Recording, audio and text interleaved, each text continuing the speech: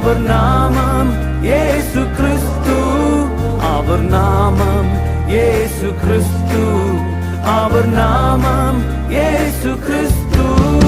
அவர் நாமத்தில் மன்னிப்பு உண்டு, அவர் நாமத்தில் ரட்சிப்பு உண்டு, அவர் நாமத்தில் மன்னிப்பு உண்டு, அவர் நாமத்தில் ரட்சிப்பு உண்டு.